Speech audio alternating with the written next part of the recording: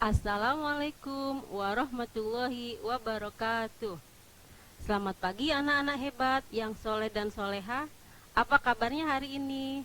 Semoga anak-anak dalam keadaan sehat dan tetap semangat ya. Bertemu lagi dengan Ibu Mulyani SPD dari SDN Kemakmuran 2. Baiklah anak-anak, hari ini kita akan belajar tema 5, wirausaha, subtema 1, kerja keras berbuah kesuksesan, pembelajaran 1 sampai 6. Sebelum pembelajaran dimulai, alangkah baiknya kita berdoa terlebih dahulu. Berdoa dalam hati, mulai. Selesai. Tujuan pembelajaran pada hari ini diharapkan anak-anak dapat mengetahui ciri khas negara ASEAN.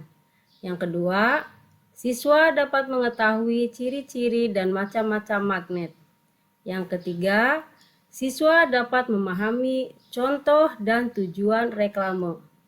Yang keempat, siswa dapat memahami tentang cara mengisi formulir. Dan yang terakhir, siswa dapat memahami arti dan logo bendera ASEAN. Anak-anak yang soleh dan soleha, mari kita baca teks di bawah ini ya. Pengalaman belajar dari negara-negara ASEAN. Hari ini merupakan hari yang penting bagi Udin, Edo, Beni, Siti, Dayu, Lani, dan teman sekelasnya. Mereka akan berkunjung ke pameran budaya ASEAN yang diselenggarakan oleh Sekretariat ASEAN yang terletak di Jakarta. Wah, tidak sabar rasanya Udin dan teman-teman ingin sampai di sana. Kebetulan saat ini mereka sedang belajar mengenal negara-negara tetangga. Mereka ingin sekali melihat bukti dari yang mereka pelajari. Sesampai di arena pameran, Udin dan teman-temannya dibagi menjadi beberapa kelompok. Pameran diikuti oleh 10 negara anggota ASEAN. Masing-masing anjungan tampil menarik dengan ciri khas tiap negara. Anjungan Indonesia tampil dengan ciri khas rumah Toraja yang unik dan menarik. Terdapat juga anjungan khusus yang dikelola oleh Sekretariat ASEAN. Udin menghabiskan banyak waktu di anjungan ini. Anjungan ini menampilkan berbagai informasi tentang peranan ASEAN dalam mengembangkan wirausaha kecil. Anjungan ini juga menampilkan berbagai produk wirausaha dari tiap negara. Berbagai produk kreatif ada di sana. Ada jaket kulit dari pengrajin negara Indonesia, ada manisan buah Thailand dalam kemasan kaleng, ada alat penyeduh kopi klasik Vietnam, serta ada pula aplikasi agribisnis yang dikembangkan oleh pemuda Indonesia untuk menghubungkan petani dan konsumen. Edo terkesan dengan berbagai makanan khas. Memang, Edo selalu tertarik dengan makanan dari berbagai daerah. Ada singkong santan khas Thailand, ada pho dari Vietnam, ada larb dari Laos, dan masih banyak makanan lain yang namanya pun baru Edo ketahui. Makanan khas tiap negara menunjukkan ciri khas sumber daya alamnya.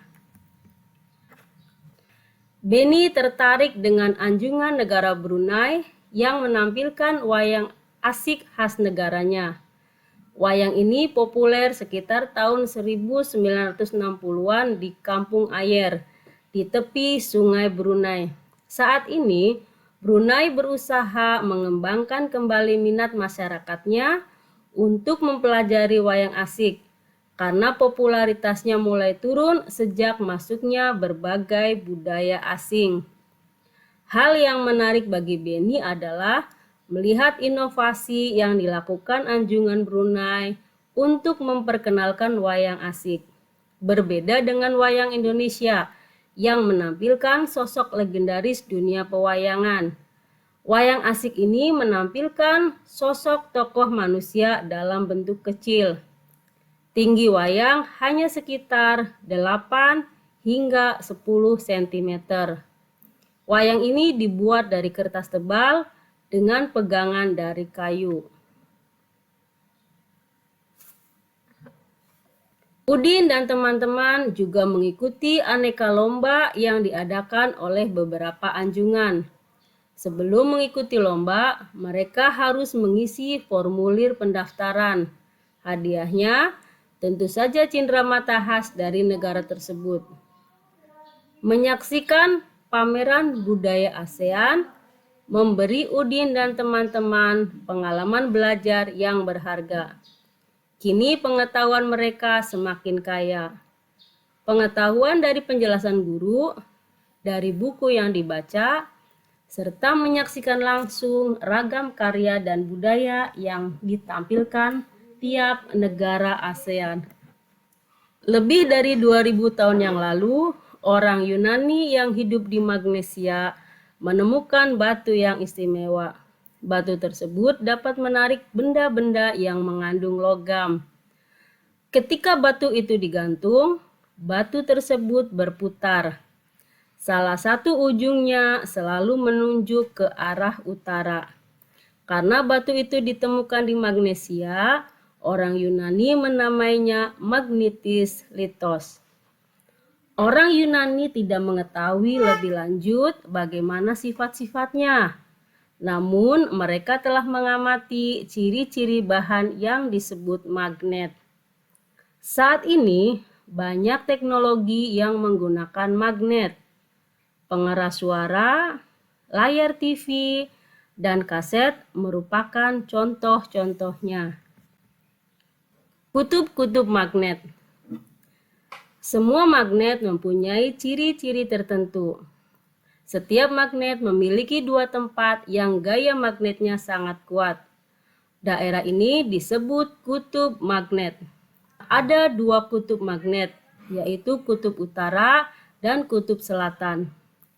Sering kita menjumpai magnet yang bertuliskan N dan S. N merupakan kutub utara magnet itu, singkatan dari North yang berarti utara. Sedangkan S kutub selatannya, atau singkatan dari South yang berarti selatan.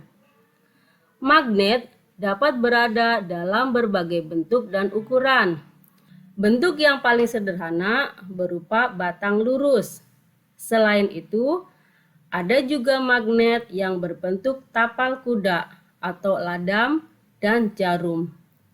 Pada bentuk-bentuk ini, kutub magnet berada pada ujung-ujung magnet tersebut. Berikut ini ada beberapa contoh magnet. Yang pertama ada magnet batang, ada magnet silinder, ada magnet jarum, magnet ladam, dan yang terakhir magnet lingkaran. Reklame adalah alat untuk menawarkan, mempromosikan, memperkenalkan barang-barang hasil produksi atau jasa kepada masyarakat dengan menggunakan gambar dan kata-kata yang menarik. Tujuan reklame adalah agar suatu produk dapat dikenal oleh masyarakat dan masyarakat memiliki keinginan untuk membelinya. Contoh reklame dapat berupa poster, spanduk, brosur, selebaran, logo, baliho, dan embalase. Nah, anak-anak, berikut Ibu tampilkan contoh petunjuk pengisian formulir. Nah, tentu anak-anak sudah pernah melihat ya bentuk formulir seperti apa. Nah, di sini ada contoh formulir tentang Klub Sahabat Pena Siswa-siswi Negara ASEAN. Nah, cara pengisiannya adalah yang pertama, dalam mengisi formulir biasanya menggunakan nama lengkap, kemudian menggunakan huruf besar, kemudian menuliskan alamat rumah secara lengkap dengan mencantumkan kode pos. Lalu tulislah nama sekolah secara lengkap dengan menggunakan kode pos. Kemudian menuliskan tujuan mengikuti klub. Dan yang terakhir, membubuhkan tanda tangan disertai dengan nama lengkap. Berikut ini ada teks mengenai mendulang prestasi mengembangkan potensi ekonomi. Indonesia kembali dipercaya untuk menyelenggarakan kegiatan akbar SEA Games ke-26. Ini merupakan keempat kalinya Indonesia menjadi tuan rumah festival olahraga se-ASEAN ini setelah sebelumnya di SEA Games 1979, SEA Games 1987, dan SEA Games tahun 1997. Di SEA Games ke-26 ini dilaksanakan pada tanggal 11 sampai 26 November 2011. Upacara pembukaan diselenggarakan secara spektakuler di sepanjang Sungai Musi. Sedangkan penutupan di gedung bersejarah Benteng Kuto Besak Fort. Bumi Sriwijaya atau Palembang ditetapkan sebagai tuan rumah penyelenggaraan SEA Games di samping Jakarta yang menjadi tuan rumah pendukung. Dengan demikian, setelah Chiang Mai dan Nok-Han Ratchasima di Thailand, salah satu provinsi terbesar di Pulau Sumatera ini akan tercatat sebagai salah satu dari 3 kota yang pernah menyelenggarakan SEA Games di luar ibu kota negara. 2 tahun sebelumnya, Laos yang baru bergabung dengan ASEAN dipercaya menjadi tuan rumah SEA Games ke-25. Indonesia bertekad menyusul keberhasilan Laos tersebut. Sebanyak 542 medali emas dipertandingkan melalui 44 cabang olahraga. 22 cabang dipertandingkan di Palembang dan 24 cabang dipertandingkan di Jakarta.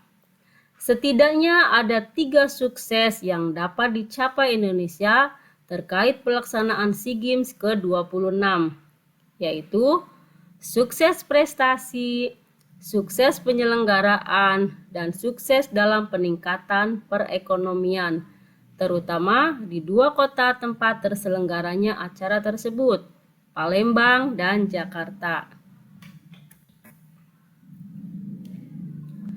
Peningkatan sektor ekonomi.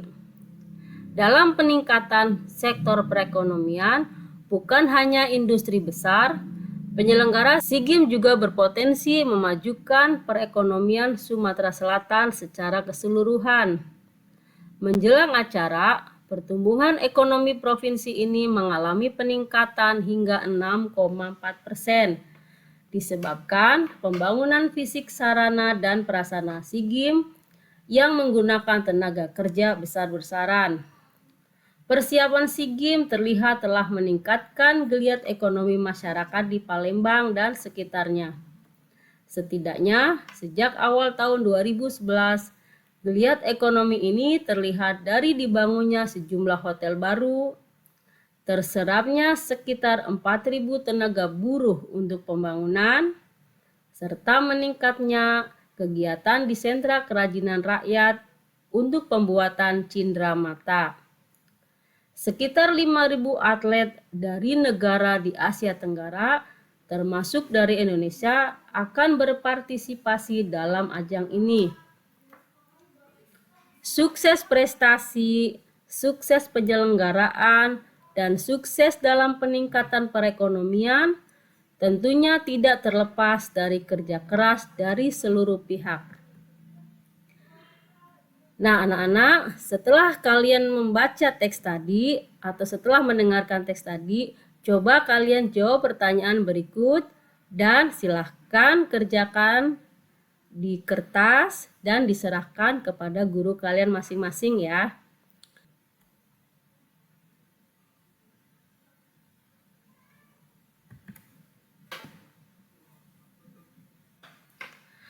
Berikut ini akan Ibu sampaikan arti bendera dan logo ASEAN.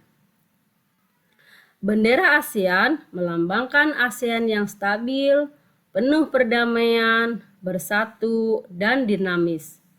Adapun lambang ASEAN berada di tengah bendera ASEAN. Sedangkan warna bendera dan lambang ialah biru, merah, putih, dan kuning. Masing-masing mewakili warna dasar setiap bendera negara anggota ASEAN. Warna biru melambangkan perdamaian dan stabilitas. Merah melambangkan semangat dan kedinamisan. Putih menunjukkan kesucian dan kuning merupakan simbol kemakmuran. Ikatan rumpun padi melambangkan harapan para tokoh pendiri ASEAN agar asosiasi itu secara bersama-sama terikat dalam persahabatan dan kesetiakawanan sosial.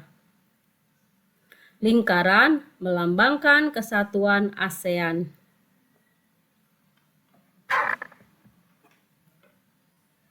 Baiklah anak-anak, kesimpulan pada pembelajaran hari ini adalah bahwa magnet ditemukan lebih dari 2000 tahun yang lalu oleh Yunani yang hidup di Magnesia. Setiap magnet memiliki dua tempat yang gaya magnetnya sangat kuat, yaitu kutub utara dan kutub selatan. Macam-macam magnet yaitu magnet batang, magnet silinder, magnet jarum, magnet ladam, magnet lingkaran. Reklame adalah alat untuk menawarkan, mempromosikan, memperkenalkan barang-barang hasil produksi atau jasa kepada masyarakat dengan menggunakan gambar dan kata-kata yang menarik. Tujuan reklame adalah agar suatu produk dapat dikenal oleh masyarakat dan masyarakat memiliki keinginan untuk membelinya. Contoh reklame dapat berupa poster, spanduk, brosur, selebaran, logo, baliho, dan embalase.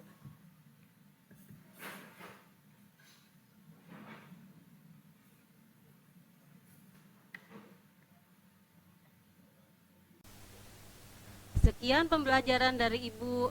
Semoga bermanfaat bagi anak-anak semua. Tak lupa dan tak bosan Ibu mengingatkan untuk selalu menjaga protokol kesehatan dengan 5M. Terima kasih.